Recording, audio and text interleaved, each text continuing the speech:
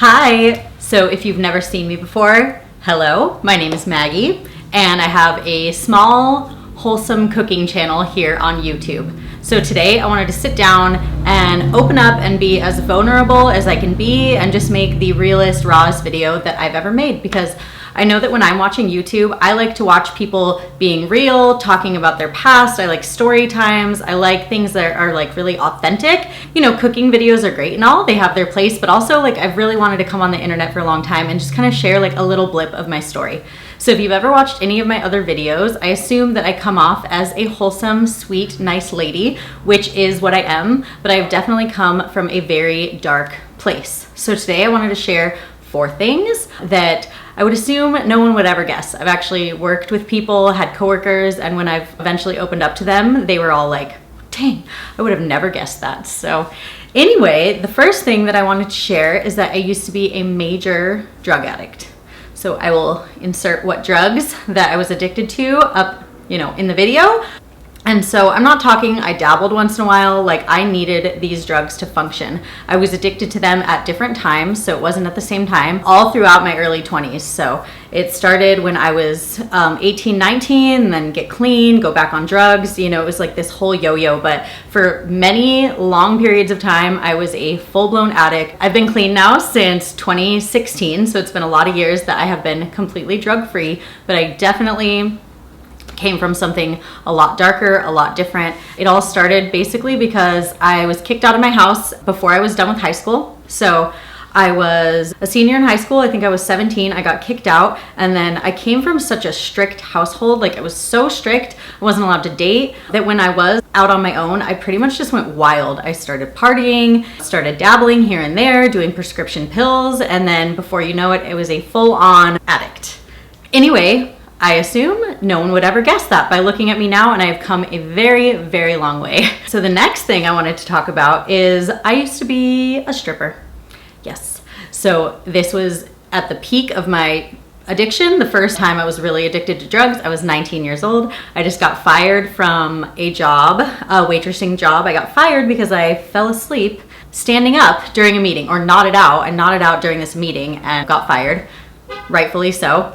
And so anyway, in my head, it just like made perfect sense. I wanted to do something that kind of fit with my dark, unhealthy lifestyle. And for me, being a stripper made perfect sense. And so I remember I had no money left, but I really needed gas money to go down to San Diego. From where I live here, it's about like 45 to an hour away to San Diego. And that's where like all the strip clubs are. So I needed to put money in my gas tank. So I entered a friggin' Jello wrestling contest. And I think I wrestled like 4 girls and tied for first place to get a cash prize of what was $100. We split it, so I got $50, put that in my gas tank, and then drove down to San Diego. And I was like, I'm not leaving San Diego until I get a job as a stripper, and that is exactly what I did.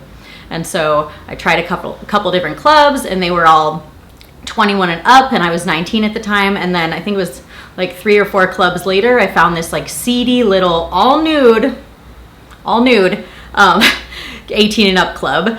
Walked in, talked to the manager. She had me get on stage right there on the spot and like do a little audition, and she hired me. And then from there, it was like the perfect place for me to be completely in my addiction, live my unhealthy life, and just like go way down a much darker spiral. Eventually, I was selling substances to the other strippers because I was not the only one with an addiction. And so started bringing them drugs as well into the club, and was like full blown, drinking, partying all day, using my drugs, driving to and from the strip club.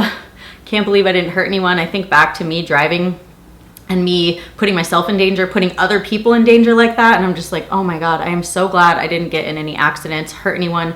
I'm so glad that I survived, and that never in a million years would I do that again. Never in a million years could I imagine myself being a stripper again. Not that there's anything wrong with that if that's what you're doing. I'm just saying now I could not do that. And back then it was like, I was having the time of my life. Okay, so the third thing I wanted to touch on that kind of goes in with the drug addiction and the lifestyle I was living is I have been severely underweight. I'm gonna try to insert some pictures here. So here's a couple pictures that I found, and it might not look like I was that small, but for my body, it is insanely skinny. I just remember how malnourished I felt, how weak I felt. And looking back now, I'm just like, wow, you were really, really small and really unhealthy. And now here's a close-up of my face. You can really tell by looking at my eyes, just wow, wow. But yeah, I was clearly not taking good care of myself. Oh, I look back and I'm just like, oh my God, girl, you were so unhealthy, so unhealthy. I always had like halitosis, you know, when you can like taste your hunger and you have bad breath, but like I didn't care. So I've been severely underweight and then also pretty overweight. I was never morbidly obese, but I was definitely in the obese category at least once in my life, maybe twice. And so, you know, this would come after getting clean from my drug use. I would start eating and pack on weight. And I think at one point I had gained 50 pounds from when I was pretty skinny and small in a very short period of time. And I remember having like stretch marks and my body was just in such shock from gaining so much weight, finally letting myself eat again. And this all played into really intense eating disorders for a long time. Eating disorder, drugs, yo-yo dieting. Oh my God, thank you. I'm so glad I'm healthy. I think about that every day. I'm grateful. Every day I'm so grateful for how far I've come, what I've been through. Wouldn't change any of it because I am where I am now, but like I just think back and I'm like, I am so glad that I actually slowly healed myself and am on this journey to good health. Anyway, what was I saying? Oh yeah, just overweight. So like gaining 50 pounds, none of my clothes were fitting. And I definitely I looked at my body and I just couldn't believe I had let myself change so much. So anyway, I can relate to when people have been underweight, anorexic. I can also relate when people have been overweight or are overweight. I have been there myself. And I'm so happy that I finally found a somewhat set point. Of course, I've always been one to like fluctuate a little bit, but for the most part, these last 6 years or so, just learning how to feed myself properly, learning how to eat, learning how to just nourish my body with healthy foods has been that's health right there. You learn how to nourish your body and, you know, there's a lot of other aspects, the spiritual, the mental aspect, but like actually letting myself eat and eating whole nutritious foods has been it's just so nice. So anyway, the fourth thing I wanted to touch on is an unhealthy relationship that I was in. I was actually married to someone who was in prison. And so I was with this person when I met them when I was on drugs, ended up getting clean in this relationship, but I felt like this person could never see me as anything but that addict. And it was just for a long time up and down and incredibly toxic.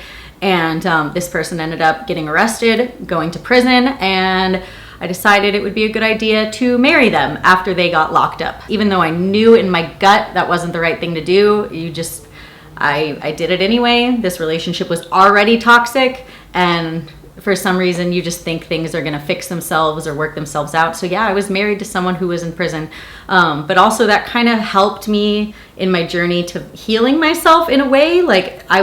I realized after a short period of time, I was married to this person, but I was also all alone, and I really started to thrive out here by myself. And I realized wow, I am a perfectly capable human to be all alone. I gained my independence back. I gained health. I was sober and thriving, and realized I didn't need this person in my life, and ended a very toxic relationship. But it all kind of just happened. Life just happens like that, and everything works out the way hopefully that it is meant to work out, and I am not mad about any of it. And I'm happy to say that now I'm in a very healthy relationship with an amazing man who is so good to me. I am thankful for him every single day, and it's almost too easy when something is just so good. And I mean, of course, nothing's perfect, but when something is just so good, you think back to the toxic times and you're just it never had to be that hard. You can't even imagine that something just flows so smoothly. So anyway, so grateful for the person in my life now, grateful for my health, grateful for how far I have come.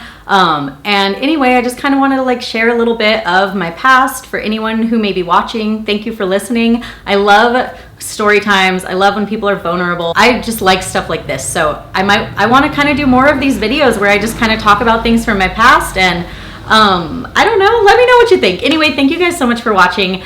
Everybody take really good care, and I'll see you soon.